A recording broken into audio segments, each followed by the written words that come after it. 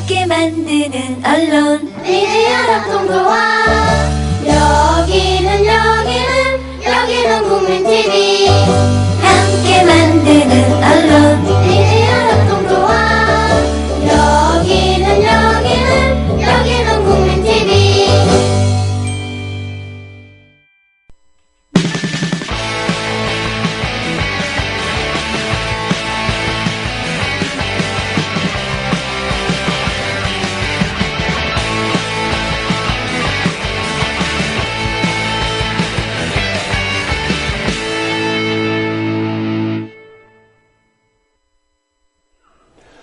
시사 이슈를 맛있게 요리해드립니다. 김성수, 최영일의 맛있는 수다인데 오늘은 첫 방송서부터 최영일 씨 대신에 최요한 씨가 나왔군요. 네, 안녕하십니까. 품앗이 평론가 최요한입니다. 예, 뭐 정확히 말하면 땜빵이죠. 예. 예. 어떻게 된 겁니까? 저도 잘 모르겠어요. 어느 날 갑자기 이 자리에 앉게 됐어요. 예. 저는 우리 김성수 평론가님하고 예. 최영일 평론가님하고 예. 두 분 다 저 마약 한 사이에 아니겠습니까? 그렇죠. 그래서 항상 부러워했는데 이 자리 좀 불러주셔서 감사합니다. 예. 원래 이 자리에는 최영일 평론가가 앉기로 했는데, 예. 지금 혹시 이 국민TV 채널이 아니라 다른 채널에서 최영일 평론가를 보시고 계신 분이 있다면, 예. 제발 채널을 꺼주시기 바랍니다. 예, 지금, 예. 오늘 원래 세 가지 이슈를 가지고 얘기를 하기로 했어요. 예. 좀 슬픈 소식이 하나 들려왔죠? 가슴 아픈 소식이죠. 예, 성완종 전 회장, 경남기업 예. 회장의 부고가 지금 여러 언론 매체를 통해서 들려왔고, 예. 그리고 그 얘기와 더불어서 지금 자원외교 수사 어디로 가나, 예. 뭐 이런 얘기를 갖다 처음 해보기로 했고, 그다음에 두 번째로 이제 세월호 도대체 인양 문제 뭐 이런 거 어떻게 되나, 네. 뭐 이런 것도 얘기해보기로 했고, 그리고 문재인 대표와 예. 또 유승민 원내대표의 각기 연설이 있었는데 그 연설 연설도 대결이라고 할 수 있죠. 그렇죠. 그걸 비교해보면서 얘기를 해보자. 이렇게 세 가지를 털어보기로 했는데, 네. 종티 최영일 선생은 나오지 않고. 여기서 종티라고 하는 것은 티파니, 소녀시대의 티파니에서 종티입니다. 예. 종북 아니라고 하면서 변명한 거고요. 예. 그래서 오늘 이야기는 성완종 회장 얘기하고 예. 문재인, 유승민 연설 대결, 그리고 마지막으로 재보선. 재보선을 얘기하죠. 재보선 얘기하려고. 예, 알겠습니다. 예. 자, 그러면 먼저 성완종 전 경남기업 회장의 사망 사건부터 정리를 해보겠습니다. 이 성완종 경남기업 전 회장이 네. 오늘 새벽에 5시경. 예, 5시경, 5시 30분경 집에서 나왔죠. 갑자기 집에서 사라졌어요. 예. 그런데 아들이 어디 가셨는지 궁금해서 이렇게 주변을 살펴보다 보니까 유서가 발견된 거예요. 네. 그래서 8시경에 경찰에 신고를 했죠. 그리고 나서부터 도대체 어디에 계신지를 전화, 휴대폰 추적을 통해서 찾아봤는데 종로의 평창동 주변에서 신호가 잡혔다. 예. 그래서 그 주변을 보니까 이동하고 있는 그런 모습들이 보였다. 이 속보는 제가 아침에 YTN에서 예, 이렇게 얘기를 하고 그리고 거기서 끝났어요. 그래서 과연 어떻게 됐나 이러면서 궁금해하면서 왔는데 지금부터 한 1시간 전에 비보가 들려왔습니다. 그렇습니다. 이게 사실 이번 자원 외교에 있어서의 가장 핵심 키맨으로 이야기할 수 있죠. 왜냐하면은 맨 처음 자원 외교 수사에 관련돼서 맨 처음 딱 찍힌 사람이 이 성완종 회장인데 경남 기업이 나이지리아 니켈 광산에 관련돼서 지금 250억 원 횡령, 800억 원 융자 사기, 9,500억 원대 너무 많으니까 말도 안 나와. 그렇죠. 분식회계. 예. 이것으로 해서 사실 수사를 시작하려고 했던 거지 않습니까? 그렇죠. 그러다 보니까 이것이 이제 첫 단추를 깨려고 했는데 단추조차 못 깨게 된 거예요. 그러니까 지금 이 성완종 경남기업 전 회장이 이 혐의가 예. 특수경제가중처벌법이죠. 예, 특경법. 예, 특경법. 특경법에 의해서 지금 문제가 되고 있는데 800억 원의 융자 사기라고 하는 것은 지금 자원 외교를 할 때 남의 나라에 가가지고 이렇게 뭐 하다 보면은 돈이 필요할 거 아니냐. 그렇죠. 그러니까 싸게 융자를 해주겠다. 성공불 융자금이라고 하죠. 그렇죠. 이 성공불 융자금을 조금 설명을 해주시죠. 성공불 융자금의 취지는 굉장히 좋아요. 왜냐하면은 민간에서 어디 외국에 있는 자원을 사건을 이렇게 뭐 이렇게 개발을 한다든지 하는 것이 돈이 많이 들어가기 때문에 어렵거든요. 그리고 성공할 확률이 많지 네. 않으니까. 예. 그래서 그 부분에 대해서는 그러니까 국가에서 그 기업에 대해서 돈을 빌려주되 실패하더라도 여기에서 책임 묻지 않고 대신 성공했을 경우에는 더 많이 걷어가는. 중요한 거는 예. 저리인데다가 실패해도 원금을 회수 안 해요. 그래요. 그리고 만약에 이제 성공을 해서 돈이 남으면 그러면 여기서 많게는 20%까지 그렇죠. 예, 돈을 받겠다. 문제는 뭐냐면은 국가의 돈, 이게 다 세금이잖아요. 그렇죠. 이 국가의 돈을 빼먹을 줄 아는 사람들이 여기에 달라붙어서 아니, 근데 눈먼 돈이라고 하는 아니, 거잖아. 그러니까 처음부터 이게 빼먹으려고 하는 건 아니잖아요. 아니죠. 아닌데. 그러니까 경남기업이 얘기하고 있는 것은 네. 아주 정상적인 절차를 통해 가지고 네. 정상적인 곳에다가 투자를 했다. 그리고 이게 원래 돈을 갖다가 쓰기 전에 대출을 해주는 게 아니라 예. 다 쓰고 난 다음에 나중에 이제 대출금을 갖다 받고 이랬기 때문에 800억을 다 용처에 맞게 이렇게 썼는데 예. 그 중에 250억이 횡령됐다라고 하는 사실은 근거가 없는 추정이다. 그렇게 주장을 하죠. 예, 이렇게 주장을 하고 있는 것이죠. 그런데 이제 지금 어차피 피의자가 사망할 경우 수사기관 재판 청구하지 않는 공소권 없으면 되지 않습니까? 그렇죠. 이게 안 되거든요. 예. 그러면 우린 더 깊이 들어가서 우리 살펴볼 거는 검찰보다 더 깊이 들어가 보죠. 예. 왜 지금 이 시기에 성완종 회장 경남기업이 걸렸는가? 일단 요걸 마무리하고 그러면 지금 현재 250억의 네. 횡령이 있었다라고 횡령이 하는 있었다. 것을 놓고 이제 두 건이 걸려 있는 거죠. 800억 원에 대한 융자 사기와 그쵸. 그것에 250억을 횡령했다. 예. 근데 이게 굉장히 죄질이 무겁다라고 하는 것은 이게 공금, 다시 말해서 세금을 가지고 이제 농단이 일어난 거니까 자기가 돈을 들인 거에서 비자금을 만들어도 이게 큰 죄인데 그렇죠. 근데 세금을 가지고 이런 일들을 벌였으니까 굉장히 큰 죄죠. 그래서 특수경제 가중처벌법 그런데 되는 거죠? 이 부분에 대해서 오늘부터 수사를 하기로 했지 않습니까? 아침 그렇죠. 9시부터. 근데 새벽에 사라진 거예요. 당사자가 사라진 거예요. 그렇죠. 여기서 더군다나 유서까지 나와 있다고 하고 그 유서가 지금 가족들이 가지고 있다고 들었어요. 이게 경찰에 공개하지 않겠다라고 했는데. 근데 요즘 좀 공개가 됐어요, 지금 예, 보니까. 그 안에 뭐 공개된 내용에 정치인 이름은 안 나와 있으니까 단지 자기는 그 MB 사람이 아니다. 기자회견 했던 것처럼. 그 얘기만 나와 있으니까 다행인데 파면 팔수록 이것이 왜냐하면은 성완종 회장이 정치인 출신이다 보니까 기업인이고 정치인이다 보니까 워낙 신분이 있거든요. 정치 자금이 어떻게 흘러갔을지도 모르고 어쩌면 이게 판도라의 상자일 수 있다라고 우려했었거든요. 자, 여기서 또 한번 정리를 해봅시다. 일단 그런 혐의를 받고 예. 수사가 들어갔는데 예. 좀 더 깊이 들어가가지고 뭐 한번 파헤쳐보자 그랬잖아요. 예. 그런데 성완종 회장은 어제죠. 예. 기자회견을 열어가지고 사실 두 가지를 얘기했어요. 하나는 내가 2007년에 그렇게 열심히 박근혜 그렇지. 지금 현재 대통령을 도왔는데 네. 내가 왜 MB맨이냐? 그렇죠. 나는 그냥 MB의 피해자일 뿐이다. 맞습니다. 이런 얘기를 하나 했고 또 하나는 예. 이제 내가 지금 혐의로 받고 있는 거 그런 거 없다. 분식회계 같은 것도 안 했다. 심지어는 그리고 또 횡령한 것도 없고 800억 원도 다 용처에 맞게 썼다. 이 두 가지를 주장했는데 오히려 더 앞에 내세운 게 실제로 혐의 부분은 뒤에 가서 설명을 하고 앞에 내세운 게 갑자기 대선 자금 얘기, 대선이라기보다 대선 후보 경선 자금 얘기를. 이상하지 않아요? 예. 저 그걸 딱 보면서. 억울하다 이거죠. 그렇죠. 그러면서 맨 끝에 뭐라고 얘기했냐면 자기는 자수성가한 청소년들의 롤모델이다. 롤모델인데 이렇게 억울하게 당할 수는 없다. 다 밝히겠다까지는 얘기했어요. 근데 밝히지 않고 결국 이렇게 됐는데. 자, 억울한 게 뭘까요, 그럼? 자, 그럼 저는 그때 이게 딱 생각할 때 과연 이 시기에 자원외교 수사에서 왜 성완종 경남기업 회장이 걸렸을까? 왜 첫 번째 케이스로 걸렸을까? 라고 했을 때 저는 이 케이스로부터 시작을 해서 저는 현재의 살아있는 권력이 죽은 권력과의 암투 가운데 희생자다. 이런 생각이 먼저 드는데 어떻게 생각하십니까? 기본적으로 지금 성완종 회장이 자꾸 MB맨으로 분류가 되는데 나는 그게 억울하다라고 얘기했잖아요. 예. 근데 그게 억울할 법도 한 것이 예. 그분은 MB맨이라기보다 이상득맨이잖아요. 이상등 매니저. 그러니까 예. 사실은 나는 SD맨이지 왜 내가 MB맨이냐 이런 기자회견에 항명을 한 거다 이런 분석들도 있거든요.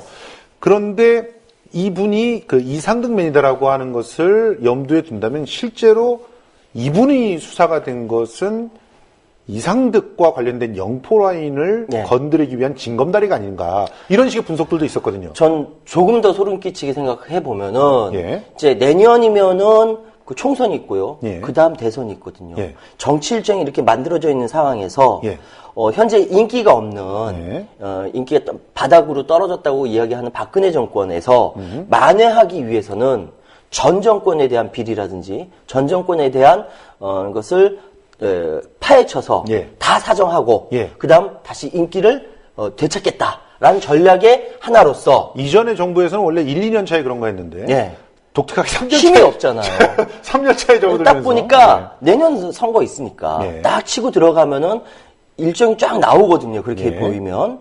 그렇게 된다면은 그림이 그려지겠네라고 생각을 했었어요. 오늘 아침까지. 사라졌다라는 소식이 들어오기 전까지. 그런데 어쨌든 지금 상황은 첫 단추를 제대로 꿰지 못하고 시작했기 때문에 이것이 정치 일정과 무관하게 자원외교 비리라든지 이런 것들이 계속 급물살을 탈 수도 있고 오히려 급물살을 탈 수도 있고 어쩌면은 여기서 멈추고 다른 시각에 다른 사건이 부각될 수도 있고 아하.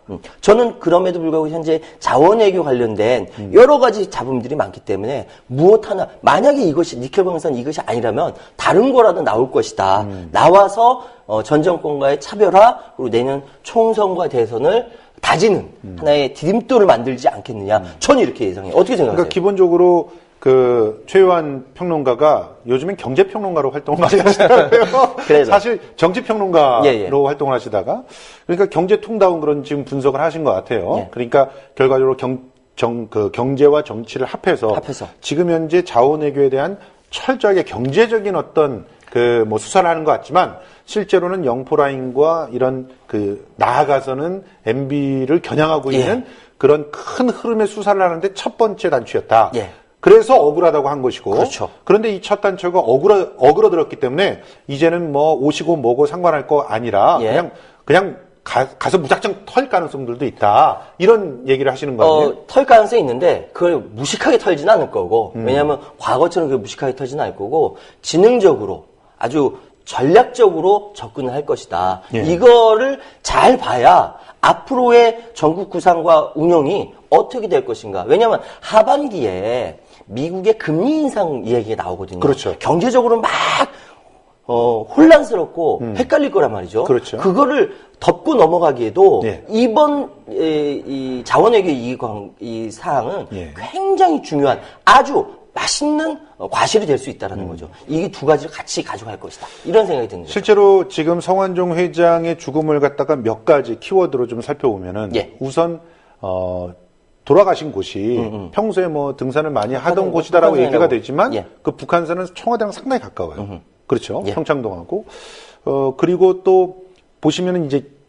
그 어제 있었던 기자회견 이 또 예. 하나 키워드가 될 수 있는데 그 기자회견에서 억울함을 토로했지만 그리고 뭔가 2007년 또 그 대선 후보 당시에 경선 자금 얘기한 게 굉장히 지능적이에요, 사실은. 그러니까 공소시효는 다 끝난 그런 걸 가지고 나오면서 뭔가 압박을 하고 뭔가 이제 정치적인 어떤 딜을 하려고 했다라고 하는 그런 분석들도 있는 차원에서 예. 기자회견에 대한 어떤 그 평가가 굉장히 안 좋아지고 있는 그런 상황에서 이런 죽음이 또 있었고 그런 측면이기 때문에 사실상 양쪽 입장 그러니까 MB 쪽과 그리고 청와대 쪽의 양쪽에서부터 뭔가 손을 내밀었는데 그게 다 거부당했을. 양쪽으로 거부당하고 양쪽으로 압박을 받는 그럴 가능성이 굉장히 농후한 예. 그런 상황에서 지금 이런 자살 사건, 사건이라고 하는 것이 있었기 때문에 그럼 결과적으로 지금 앞으로 벌어지는 일정들은 청와대에서 그렇게 좀 냉정하게 이렇게 뭐 했다라고 하는 걸 전제로 한다면 예. 그런 상상을 하고 소설을 써본다면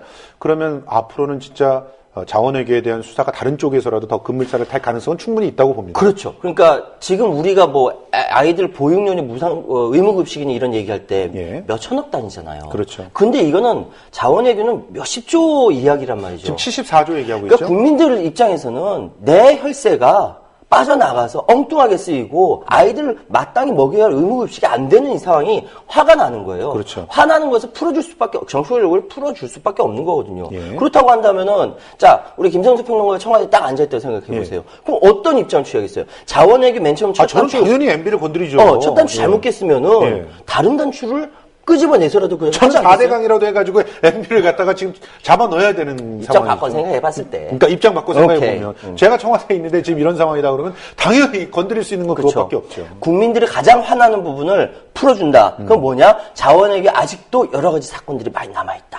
이번에 첫 단추 잘못했으니까 다른 거라도 꿰면서 시작을 할 것이다. 그게 어디까지 갈 것이냐? 내년 총선 직전까지 갈 것이다. 그러면 경제평론가 입장에서 예. 자원외교 부분에 어디에서 균열이 생길 것 같다는 생각이 좀 드십니다. 저는 이게 경남 기업이 이제 이건 덮어진단 예, 말이에요. 그러니까 어느 정도는 덮어져요. 어느 정도는 덮어지겠죠. 예, 그러면 어디가 균열이 될 수 있을까요? 광물자원공사뿐만 아니라 광물자원공사. 예. 아 여기도 지금 오히려 뭐 광물자원공사 측이 만약에 성완종 전 회장이 3월 공소권 없으면은 광물자원공사 자체를 털 수도 있는 거고요. 아하. 이건 이제 책임을 이제 성완종 회장한테 돌리겠죠. 그렇죠. 근데 여기서 매듭은 짓고 갈 것 같고요. 그 대신 나머지 여러 가지 사건들은 우리 뭐 시청자 여러분들 예를 들어서 많이 요즘 SK 얘기 나오던데. 예, SK 나오죠. 예. 포스코 얘기 나오죠. 포스코 얘기 나오고. 다 나오거든요. 예. 근데 맨 처음 포스코 비자금부터 얘기 나올 때부터 이게 어디까지 커질까 궁금했어요. 예. 근데 커지는데 결국 이 성완종이라는 그 정치인인데도 불구하고 이렇게 자기 편이었는데도 불구하고 치는 거 보면서 야 정말 재벌의 칼바람이 불 수 있겠다라는 생각까지 하는 거죠. 그렇죠. 그럼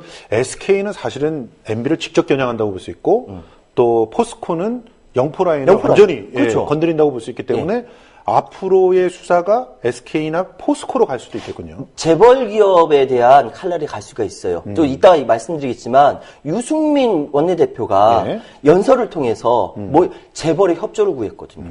그리고 임금 인상하라고 최경환 부총리가 이야기했고 했고요. 압박을 했고 대기업 채용 많이 하라고 이야기를 했고요. 그런데 그것이 먹혀 들어가지 않는 상황에서 자원외교에서 이렇게 어그러졌다? 그럼 나머지 대기업의 비자금이라든지 얼마든지 건드리면서 가져나갈 키워드는 굉장히 많다. 이렇게 이야기할 수 있습니다. 아무튼 이 성완종 전 회장은 자수성가한 기업인으로서 그럼요. 그리고 또 정치에 입문해서 충청도에서는 나름대로 예. 역할을 했다 이렇게 평가를 받잖아요. 특히 이완구 총리가 되는데 예. 이 그 성완종 전 회장이 만든 충청 포럼이 굉장히 큰 역할을 했다는 분석도 있었는데 그런데 이런 비극적인 결말이 있었거든요. 예. 그래서 일부에서는 또 충청도의 민심이 요동칠 거다 이런 얘기도 있던데 어떻게 생각하세요? 저는 근데 거기까지는 가지 않을 거다라고 생각해요. 왜냐하면은 지금의 그 정보의 그 뭐랄까 이렇게 흐름이라는 것이 어느 한 부분에서 갇혀 있지 않기 때문에 예. 그래서 사실상 충청권의 민심이 동요되고 예. 움직일 정도라고 한다면은 예. 다른 지역도 마찬가지로 예. 이렇게 민심이 그만큼 흔들릴 거다. 충청권 민심은 여전히 이완구가 잡고 있을 것이다. 저는 그렇게 생각하고 있는 거예요. 그렇군요. 예. 뭐 일단 뭐 여러 가지 측면에서 다양한 분석들은 나올 수 있지만 좀 통일되게 우리가 얘기할 수 있는 것은 자원 외교에 대한 수사의 칼날이 여기서 끝날 것 같지는 않다. 예. 앞으로가 더 중요해질 것 같다. 이런 생각은 듭니다. 그러면 예. 다음번 얘기로 다음번 좀 얘기로 넘어가 보도록 하죠. 제일 재밌는 얘기 같아요. 유승민 대 문재인. 문재인 대 유승민. 예. 연설 대결의 승자는 누구일까? 야. 과연 승자가 누구라고 생각하십니까? 저는 이건 이제 승자 패자를 떠나서 이렇게 도망가지 마시고 정확하게 한번 국민TV 와가지고 그 승자 얘기하기 힘든 거예요? 유승민.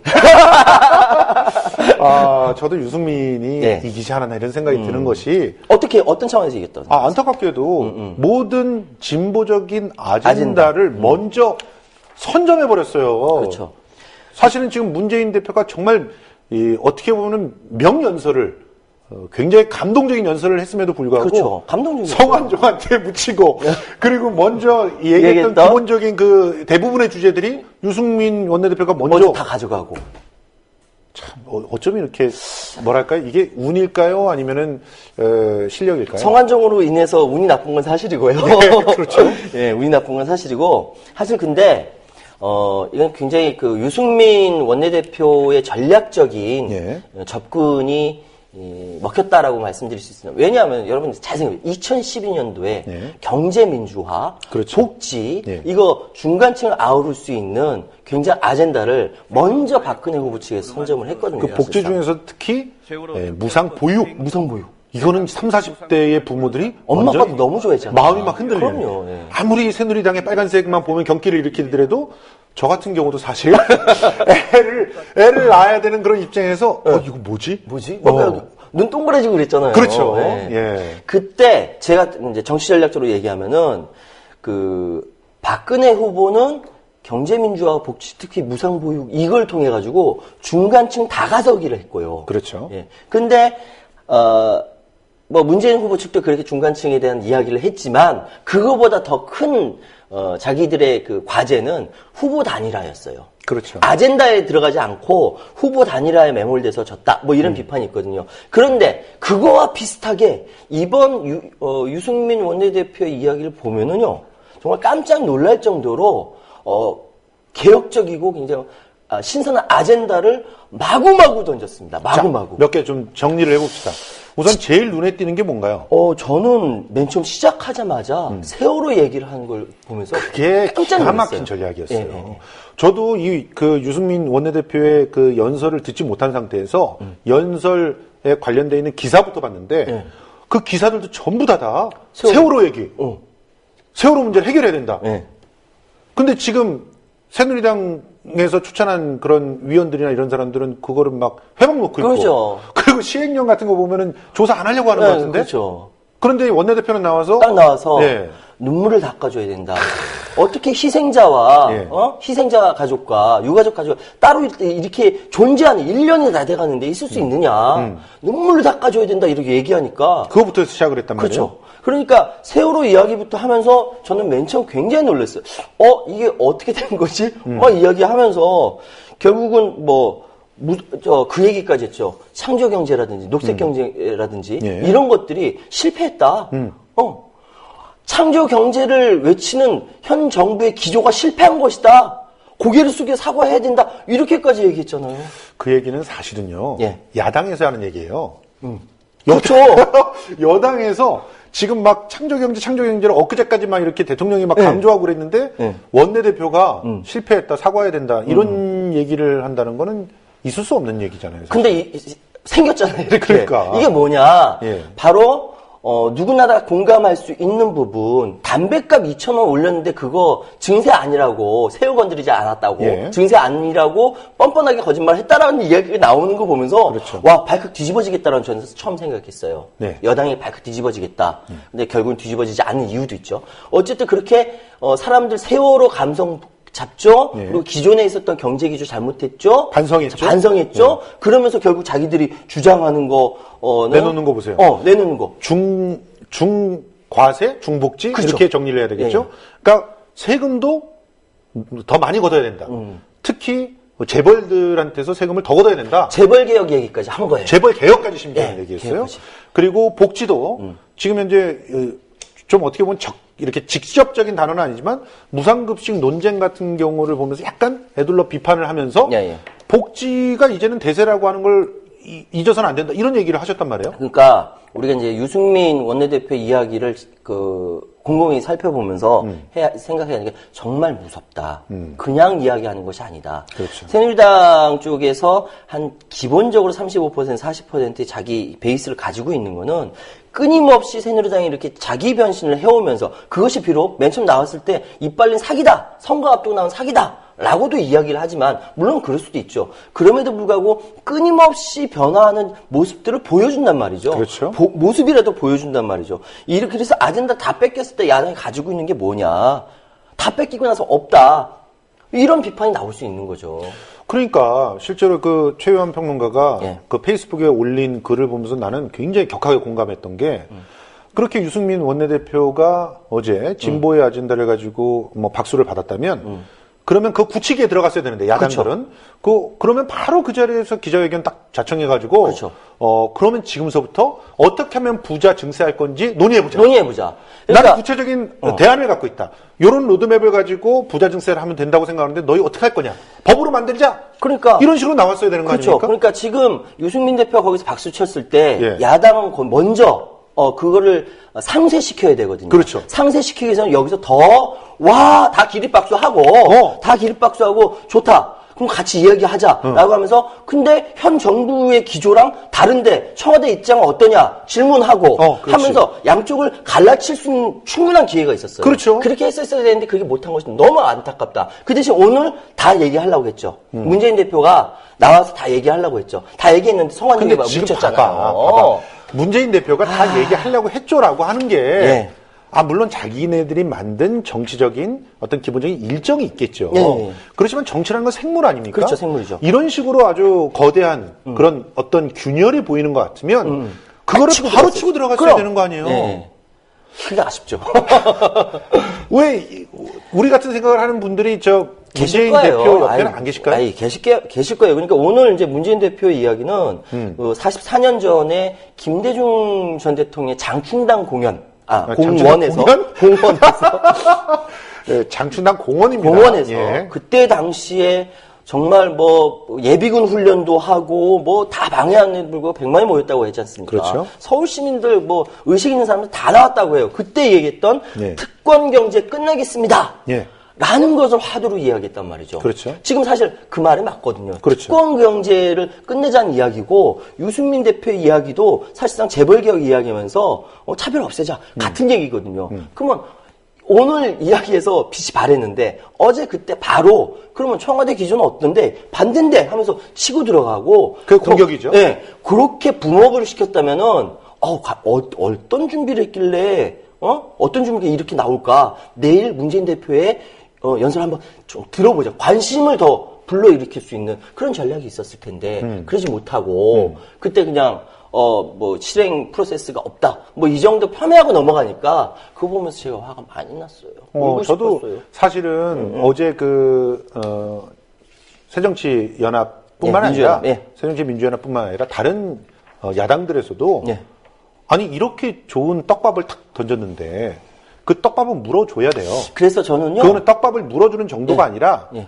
그 떡밥을 탁 물면서 낚싯줄까지 끊어버리고 새로운 싸움을 딱 시작해야 돼. 방향을 전혀 달리. 그렇지. 그 프레임 중에 하나가 어떤 거냐면 가령. 자, 당신네들이 한 말을 다 인정한다. 그런데 지금 당장 눈앞에 있는 노사정 협의 이거 안 되지 않느냐? 그렇죠. 그럼 노사정 협의부터 다시 시작하자. 프레임을 전혀 다르게 해요. 그리고 또 거지. 공무원 연금 개혁에 대해서 그렇게 얘기를 했는데 연금 개혁이라고 하는 것이 계약이라고 생각한다. 우리 소득 주도 성장 얘기하고 있지 않습니까? 예, 예. 문재인 대표가 소득 주도 성장을 얘기하는데 연금이 부실해진 상태에서 소득 주도 성장을 어떻게 해요? 그렇죠.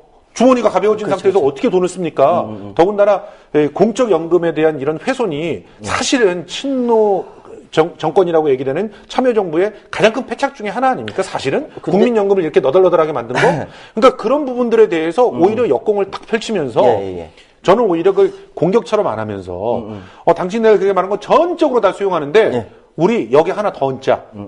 노사정 협의와 그리고 더불어서 공무원 연금 개혁에 대해서 새로운 가능성들을 갖다 제시하자. 그러면서 공적 연금 견실화, 연금 갖고 엉뚱한 데 쓰지 말자. 이런 얘기를 하면서 오히려 새로운 그런 아젠다로 옮겨갔었으면은 그러면 문재인 대표의 연설이 훨씬 더 빛나는 그런 상황이 되지 않았을까 하는 거죠. 근데 어쨌든 오늘 문재인 대표의 연설에 제가 핵심 키워드로 2가지 정도 뽑는다고 한다면은 방금 말씀하셨던 소득 주도 성장론이라는 거예요. 이 소득 주도 성장론은 그러니까 쉽게 말씀드려서 국민들이 주머니가 돈이 있어야 이거를 내수 활성화가 되고 경제가 돌아간다라는 거 아닙니까? 이거 이 문재인 대표가 맨 처음에 얘기한 게 아니라 ILO라는 국제노동기구에서 내놓은 경제 성장론입니다. 이게 사실 그리고 뉴딜 정책이랑 그렇죠. 비슷한 거예요. 비슷한 거예요. 뉴딜 정책 같은 경우는 이제 그거를 인프라를 갖다 구축하는 거에서 풀려고 했던 것이고 예. 지금 문재인 대표 같은 경우는 복지라고 하는 복지라는. 것들을 한쪽으로 가져가면서 주머니에 있는 돈이라도 뺏지 말자는 거잖아요. 그렇죠. 예, 그게 소득주도의 경제의 핵심 포인트예요. 그리고 또 하나 더 얘기한 게 540조라고 구체적으로 제시하면서 재벌들이 쌓아놓은 유보금 이거 이야기했다는 거죠. 사내유보금. 예. 540조 있어요. 현금으로 쌓아놓은 540조 현금화될 수 있는 것이 있는데 이것이 물론 그걸 당장 현금화 시킬 수 있는 건 아니잖아. 그거는 그만큼의 그런 거는 얘기를 여력이 해야지. 있는데 여력은 있다. 여력이 있는데 이걸 안 쓰고 있는 부분에 대해서 비판을 했거든요. 네. 이 부분을 명시했다는 거를 보아서는 아마 이 부분에 대해서 재벌 쪽도 아까 이야기했던 재벌 개혁이라든지 유승민 대표가 얘기했던 재벌 개혁이라든지 대기업 비자금 문제라든지 이런 걸 맞물리면서 풀 수 있는 문제이다라고 저는 생각하고요. 또 한 가지 좀 근데 마음에 안 드는 부분 중에 하나 사드 문제 있지 않습니까? 그렇죠. 사드는 명백하게 짚고 넘어가야 돼요. 그럼요. 왜냐하면 난 사드 문제 맨 처음 나올 때 정말 기가 막힌 게 미국이 지금 사드를 안 가지고 있어요. 예. 한국에 팔 사드가 없어. 만들지도 못했어. 만들지도 아직. 못했어. 2009년도에 계속 만들다 실패하니까 예산을 끊어버렸어. 그러니까 뭐냐면은 봉이 김선달이 지금 미국에서 나타난 거예요. 없는 사드를 사라. 그걸 사야 된다. 이 얘기한 거. 북한의 문제가 아니라 중국을 명확하게 견제하고 있는 사드거든요. 근데 이 부분에 대해서는 여전히 그 스탠스를 취하고 있다. 이 부분이 비판받아야 된다는 거 명확하게 해야 되죠. 너무 앞서 나가가지고 지금 경제 얘기를 더 했었으면 했는데 그래요? 네. 기본적으로 경제평론가가 여겨가지고 군사평론까지 해버리면 어떡합니까? 그게 흥분돼가지고. 자, 일단은 예. 조금만 이 경제적인 얘기를 갖다 좀 더 해보면 예.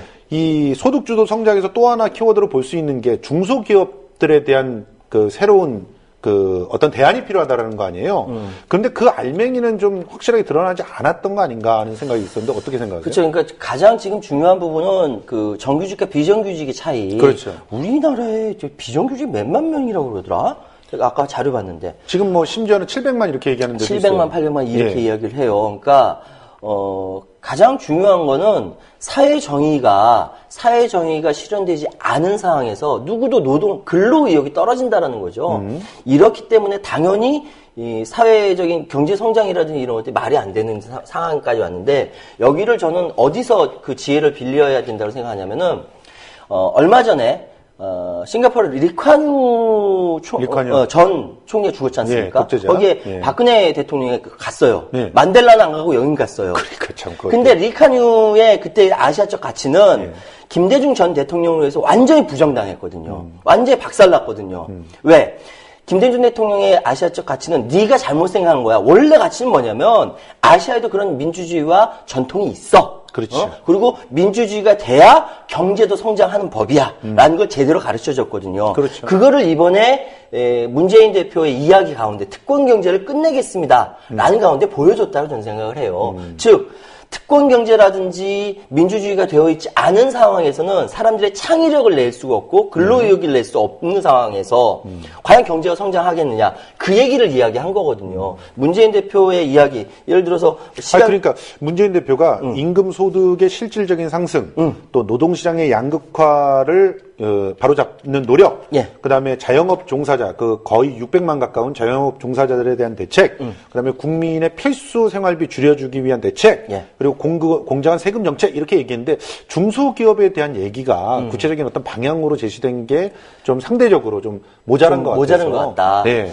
근데 그게 이제 비정규직이랑 같이 맞물리기 때문에 맞물리죠. 사실은 어떻게 보면은 비정규직 문제를 해결하는데 중소기업 문제를 해결하지 않으면 안 되는 상황이죠. 그런 상황들이 그러니까 있으니까. 우리나라는 특권 경제라고 하는 재벌들이 워낙 다 방송용으로 부적합하지만은 소위 아도친다고 하지 않습니까? 다 싹 쓸어가기 때문에 중견기업, 중소기업이 참 고급스러운 언어예요. 중견기업, 중소기업이 설 자리가 없는 거예요. 네. 사실 중소기업이나 중견기업이 살아 있어야 70~80%는 중소기업, 중견기업이 살아 있어야 대기업도 자기 역할을 제대로 할 수 있는 거거든요. 이 균형을 맞춰줘야 되는데 그렇지 못한 부분이 명확한데 이번에 아마 그거를 특권 경제를 물리치자는 차원에서 녹여낸 것 같고 어쨌든 진행되고 있는 전체적인 가운데에서 중소기업 굉장히 중요하죠. 그것이 조금 미흡하다는 건 좀 아쉽습니다. 그러니까 네트워크 계약법을 제정해서 중소기업 협력 모델을 확산시켰던 이탈리아의 예를 들면서 중소기업이 서로 협력해서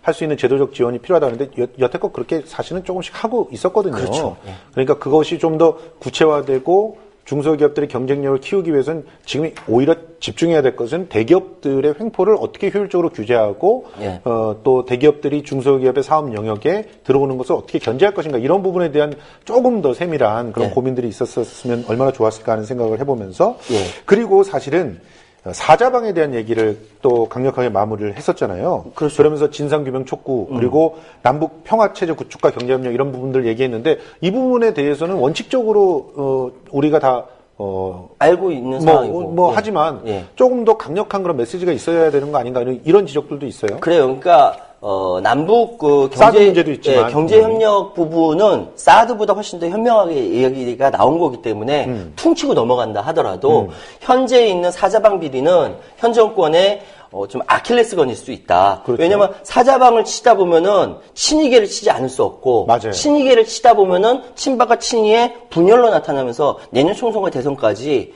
분열로 나갈 수 있는 상황이기 때문에 굉장히 약한 골인데. 그렇죠, 약한 골이죠. 예. 그걸 치고 들어갔어야 되는데 이번에는 뭐 전체 비중 가운데서는 적게 나왔어요. 그런데 그렇죠. 지금 성완종 사건이 터지고 예. 어쨌든 그 친이계에 대해서 그러니까 MB에 대해서 건드리지 않으면 안 되는 상황까지 박근혜 정권이 몰려 있기 때문에 이 부분을 사자방 비리를 아주 지혜롭게 치고 약한 고리를 치고 들어가면은 어쨌든 결과는 계속적으로 연설에서는 양이 적을지 몰라도 결과는 더 크게 가져올 수 있다. 저는 그렇게 희망을 보고 있어요. 예. 상당히 뭐 어떻게 보면 주관적인 해석이긴 하지만 네, 어디든 뭐 주관적이 아니었습니까? 국민 TV 시청자들에게는 굉장히 마음에 드는 해석일 수가 있을 거라고 그리고 생각합니다. 이제 그리고 또 한 가지 이제 세월호 인양 부분과 시행령 철회 네. 이 부분에 대해서 명확하게 얘기한 게 속 시원했어요. 그거는 좋았어요. 네, 그건 좋았어요. 박수 쳐줄 만한 네, 그런 박수 한번 얘기. 쳐줍시다. 잘하셨어요. 네. 자, 시행령이 왜 철회가 돼야 되느냐 한번 말씀 좀 해주시죠. 기본적으로 시행령은 지금 나와 있는 시행령이 세월호의 조사를 방해하는 시행령이에요. 그렇죠. 네, 네. 그래서 그거는 대충 어떻게 뭐 만져가지고 되는 게 아니고 기본적으로 철학이나 원칙 자체가 바뀌어야 되는 것이죠. 네. 그러니까 기본적으로 심지어는 세월호 특별법조차를 거스르고 있다니까. 그러니까 이거 말이 되냐고. 아니 명이라고 하면 법보다 아래에 있는 건데. 그렇죠. 근데 법을 거슬러. 참, 이런 비상식적인 일들이 그러니까 우리나라에서 일어나고 있어요. 박근혜 정권이 겁을 먹는 거예요. 그러니까 자신들이 계속적으로 왜 개혁을 하고 일을 추진해 나가는 1년, 2년 동안 뭘 했냐면 인사 개판으로 해가지고 까먹었죠. 예. 그리고 그 전에 국정원 댓글 사건 때문에 계속 까먹었죠. 이제 뭔가 좀 하려고 했는데 세월호가 터진 거지 않습니까? 그렇죠. 더군다나 거기에서 나타나는 여러 가지 비리 부분이 정권에 정말 아킬레스건으로 작용하고 있는데 네. 이걸 키우다 보면은 또다시 자기들한테 피해가 올까봐 덮고 넘어가려고 하는 그게- 그런 이제 겁이 나서 그러고 있는 거고 사실은. 그게 얼마나 어리석은 일이냐면 꿩이 예. 무서우니까 머리 그냥 박고 풀숲에 있어, 머리 박는 거랑 말이요. 똑같은 거예요. 안 보이니까. 자기만 안 보이면 되나? 이미 사냥꾼들은 목줄을 잡을 그런 위치까지 와 있는 그런 상황인데 이 운명이다 혹은 그 대세라고 하는 그런 사냥꾼들은 그렇게 머리 숨고 그런다고 도망가지 않아요. 오히려 고개 빳빳 쳐들고 정면으로 딱 대응하면서 자, 깔 거 있으면 까자. 그렇게 나와야지. 그게 훨씬 더 현명한 일 아니겠습니까? 뭐 정도를 제가 사실은 뭐 별로 좋아하지는 않는데 김영삼 대통령이 이야기하기에 대도무문 정도를 가야 된다. 예. 그것이 정말 정답이거든요. 그렇게 얘기하시고 정도를 가진 않으셨죠. 정도를 안 갔죠. 그게 문제죠. 아유, 또 여기서 어떻게 김영삼 얘기까지 나왔냐. 예. 아무튼 예. 지금 세월호 얘기 그리고 그 시행령에 대한 부분은 상당히 구체적이고 정확하게 얘기를 해서 그런 부분은 유승민 원내대표의 어떻게 보면 원칙론적인 그런 얘기보다는 좀 평가받을 수 있는데 예. 근데 참 제가 안타까운 것은 유승민 대표는 앞에 모두에 그걸 빵 쳐서 빵 쳐서 인기를 딱 얻고 얘기를 딱 진행했는데 이 문재인 대표는 모두의 좀 어려운 얘기를 하면서 뭐 어떻게 보면은 오랫동안 들어야 확실하게 귀에 들어오는 그런 어려운 경제 얘기서부터 이렇게 얘기를 숫자 얘기하고 경제 숫자 얘기하고 그거 시작하고 뒤에 가서 얘기를 했어요. 경제특강 같다는 얘기를 들었잖아요. 그렇습니까? 예. 그래서 왜 이러실까요? 아니, 왜 이러실까요? 나름대로의 생각이 있으니까 그런 거라고 생각하고요. 제가 조금 그 선전선동의 그런 어떤 왜 자꾸 그 문재인 이론에 대표 입각해가지고 미워해? 미워하는 게 아니라 안타까워서. 예. 그래서 오히려 그런 부분을 딱 먼저 딱 그 유승민 대표랑 너무 비교될까봐 그렇게 선택을 했을까요? 저는 그럴 수도 있고요. 근데 어쨌든 지금 보면은 중간층의 아젠다를 서로 잡아가려고 서로 노력했던 거는 보여요. 왜냐하면은 유승민 대표 세월호 먼저 치고 나오면서 재벌개혁이라든지 세금 문제를 얘기했다고 한다면은 심지어는 서민들의 눈물을 닦아줘야 이런 얘기까지 하면서 진짜 정말 대단하다. 선거 앞두고 정말 대단하다라는 생각이 들고 그거에 비하면은 이제 문재인 대표 같은 경우는 키워드만 봐도 유승민 원내대표의 경제에 대해서 이야기가 44번 얘기했는데 문재인 대표는 100번을 얘기했어요. 근데 이런 거 세는 건 나 굉장히 한심하다고 생각했는데 세고 계셨군요, 지금. 셌어요. 경제평론가이기 때문에. 그럼요. 예. 그리고 더군 소득에 대한 이야기도 예. 유승민 대표는 9번 얘기했다고 하면 문재인 대표는 56번을 얘기했어요. 정말 꼼꼼히 세셨군요. 그럼요. 또 재미난 거 뭐 있으면 얘기를 해주십시오. 확실히 차이가 하여튼 나는. 성장에 대한 거는 거의 비슷하게 이야기가 나왔고요. 지갑에 대한 얘기가 11번이나 나왔네요.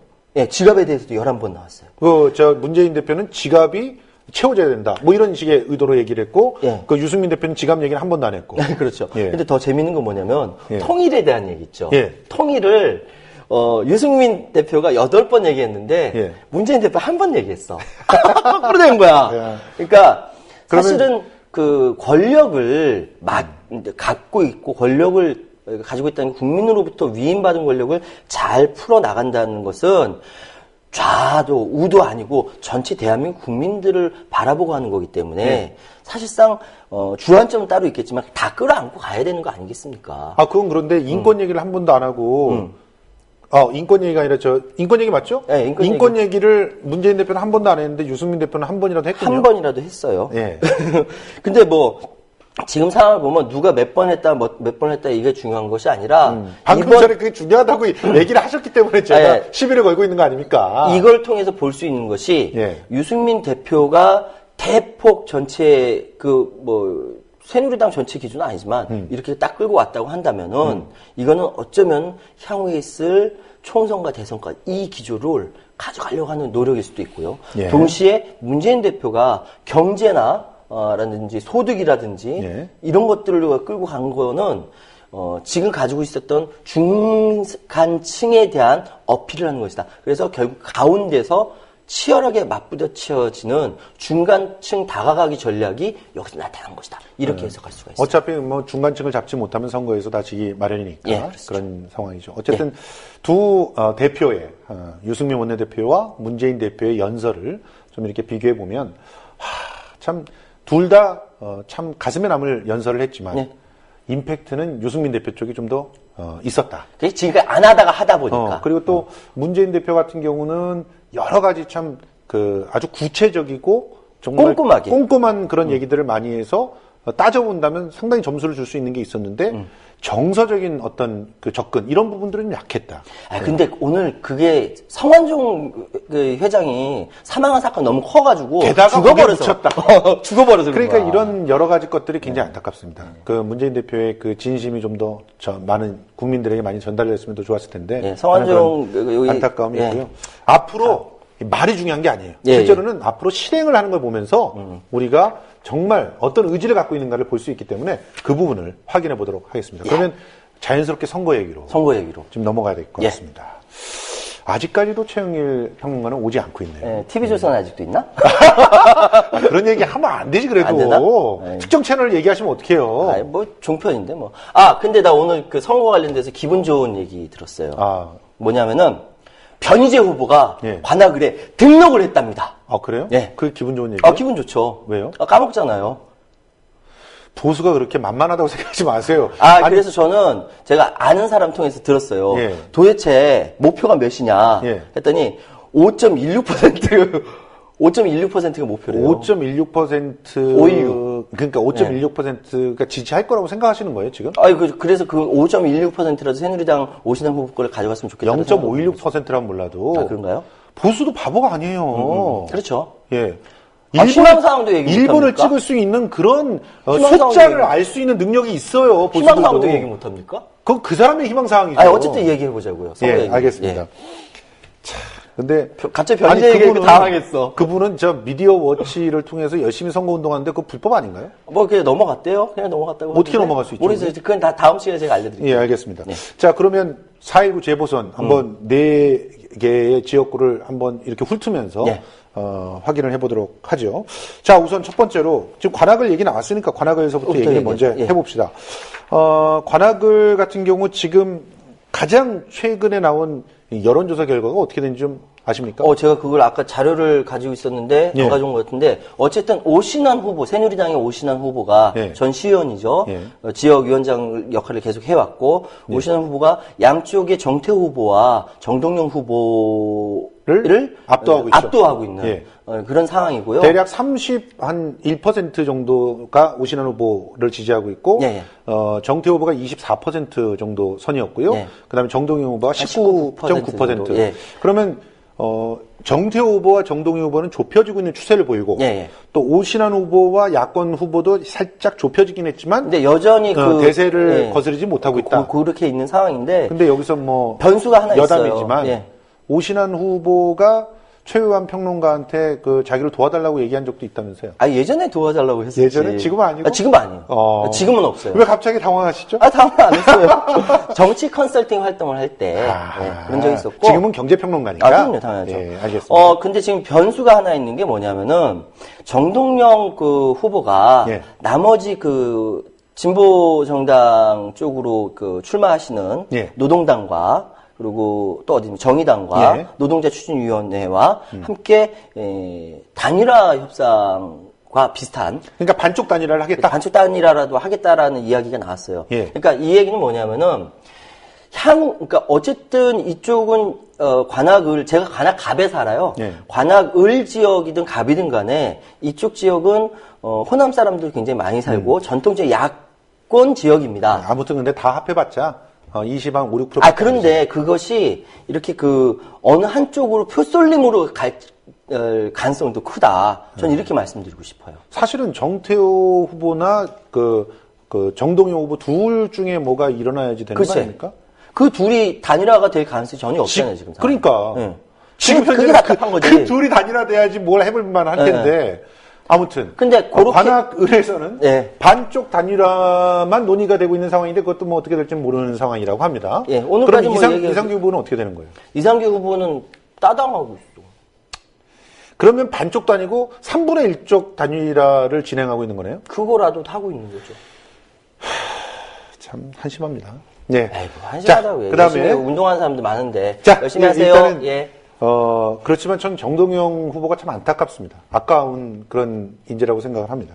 어쨌든 인천, 서, 강화 이쪽은 지금 어떻게 되고 거기 진짜 새누리당 웃긴 게 뭐냐면은 압도적으로 우세한 거 맞거든요. 근데 안상수 후보가 예. 인천시의 그 경제를 도륙낸 도륙냈죠 사실은 그런 안상수 후보가 50.1%? 예. 근데 뭐라고 얘기하냐면은 안심할 곳이 한 곳도 없다. 뭐 이렇게 얘기하고 있어요. 엄살 떠는 거지. 예. 응? 사실은 물 건너간 거 아닐까요? 근데 그럼에도 불구하고 열심히 노력하는 사람들이 있으니까 그리고 워낙 박근혜 정권이 못했으니까 그리고 안상수 후보의 인천시장 시절에 표현대로 한다면 네, 화려한- 도륙낸 경제 화려한 그야말로 마이너스의 손. 예. 예. 마이너스가 아니라 마이너스의 마이너스의 손. 손. 예. 축하드립니다. 마이너스의 손. 그걸 생각하면은 인천 강화 강화 이쪽 주민들도 화나지 않을까? 그 주민들이 60% 이상 찍고 있다는 거예요. 그러니까 이제 보면 화나지 않을까? 그걸 잘 모르시는 거죠. 화나지 않을까? 화났으면 좋겠다. 자꾸 그렇게 얘기하면 선거법 위반될 수도 있다는 그런가요? 사실. 예. 네, 알겠습니다. 지금 광주 서울 같은 경우는 천정배 예. 후보가 사실은 아직 압도하고 있는 그런 상황인데. 예, 그렇습니다. 동교동계가 합쳤잖아요. 이전에 그 아버님께서 동교동계의 좌장 아니셨어요? 왜 우리 아버지 팔어? 아니야. 아니고. 그건 아니셨어요? 네, 아니에요. 동교동계가 왜 이러고 계실까요? 기분 얘기도 하시고. 동교동계는 사실 갈라졌어요. 내부에서 갈라졌어요. 권노갑 동교동계 지금 좌장을 하고 네. 있는 이분 중심으로 몇몇 분이 있고, 그렇지 않은 분들. 예. 떨어져 나와서 천정배 후보를 지원하는 사람으로 그래요? 갈라졌어요. 그럼 하나가 의원은 뒷짐지기 뒤로 나가 있고. 아하. 그러면 또 왜냐면 따고 지난번 대선을 예. 통해서 완전히 이렇게 갈라진 거기 때문에 예. 하나갑 전 의원에 대해서는 완전히 배제한 상태로 얘기를 해야 되는 거고 아하. 지금 동교동계는 한쪽은 권노갑 중심으로 그리고 한쪽은 반 권노갑 전선으로 나눠져 있어요. 그러면 시간이 별로 없어가지고 하나만 저는 질문하고 싶거든요. 예, 예. 저도 대답을 할 테니까 대답을 해주세요. 예. 동교동계의 그 전폭적인 선당 후사의 지원, 예. 그리고 이제 지분 뭐 어쩌고 저쩌고 했지만 이런 지원, 예. 과연 효과 있다 없다? 없다. 예. 저도 그렇게 생각합니다. 이런 때는 또 이런 서로 때는 똑같은 생각을 하고 아이고, 있네. 참.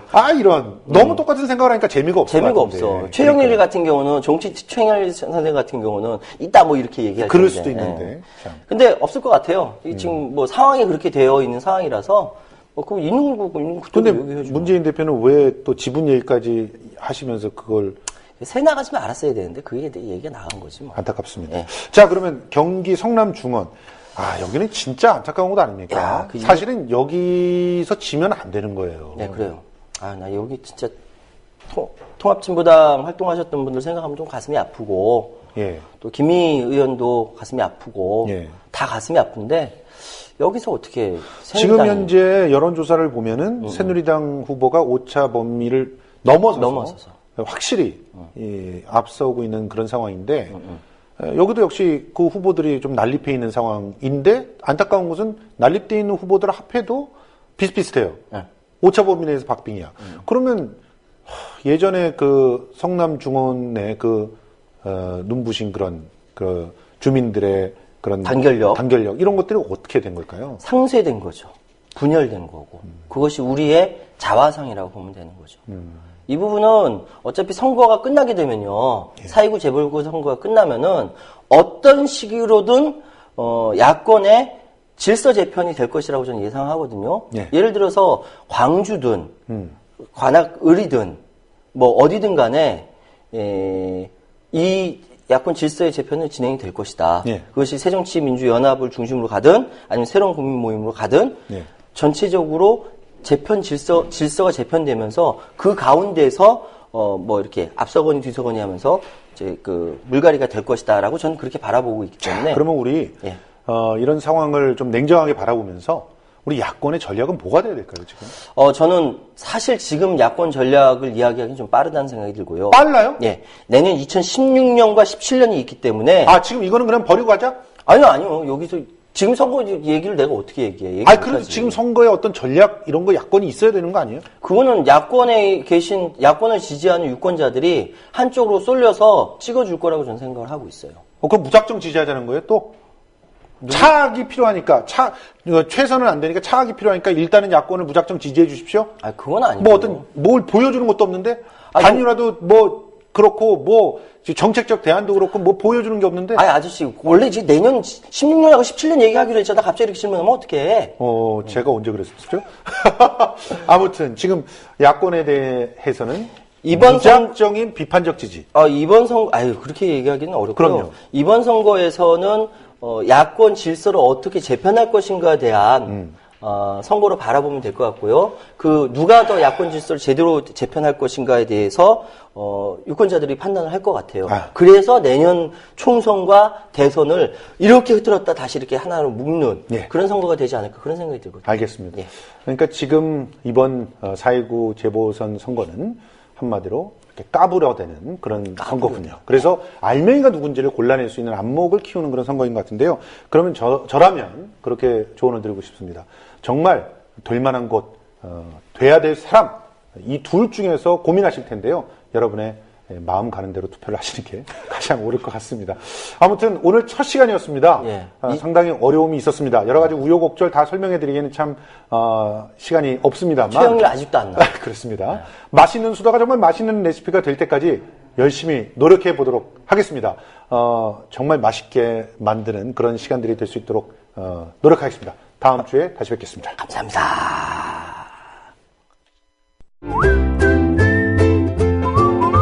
국민라디오 팟캐스트 응원하는 가장 쉬운 방법 아시나요? 다운로드하기, 별점 주기, 댓글 달기, 구독하기. 국민라디오 팟캐스트 널리 알리는 가장 쉬운 방법. 다운로드하기, 별점 주기, 댓글 달기, 구독하기. 기억하세요. 다운로드하기, 별점 주기, 댓글 달기, 구독하기.